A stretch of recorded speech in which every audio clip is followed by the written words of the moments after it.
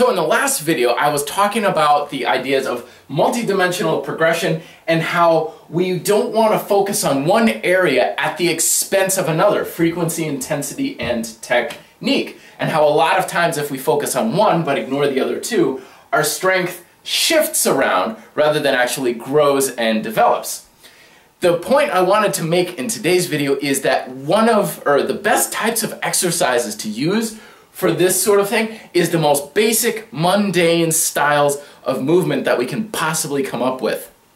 Push-ups, pull-ups, running, jumping, deadlifts, all these stuff that really has no glitz and glamour about it is the best stuff to really work on the frequency and the intensity and really dialing in the techniques. When we start to get lost in all of the exotic exercises, the stuff that uses really fancy tools and everything like that, it's very difficult to do them on a frequent basis. Usually if someone comes into the gym and they're like, oh, I've got this great exercise, you take a kettlebell and you snatch it while also raising a dumbbell while standing on one leg on a Bosu ball. You never see these people do that sort of exercise week in, week out, month after month, year after year. There's no frequency to it. The intensity, it's like, blah. You know, you can add a little more weight here and there, but they never get really comfortable with the exercise. It doesn't get dialed in.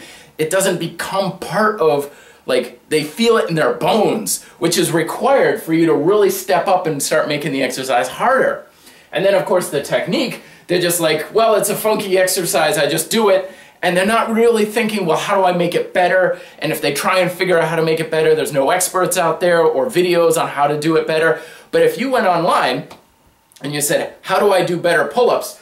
One, it's really easy to get on a large amount of frequency. Just put a pull-up bar in your doorway. You could do it every single day for the rest of your life. Intensity, real easy. You can progress pull-ups. You can add weight to pull-ups. You can increase the range of motion. I know 100 ways to make the pull-up more intense. And then, of course, the technique. I've found videos all over the place on how to improve your technique on the pull-up. So stick with the basics. They are your bread and butter and the best ways at growing your strength, not just shifting it.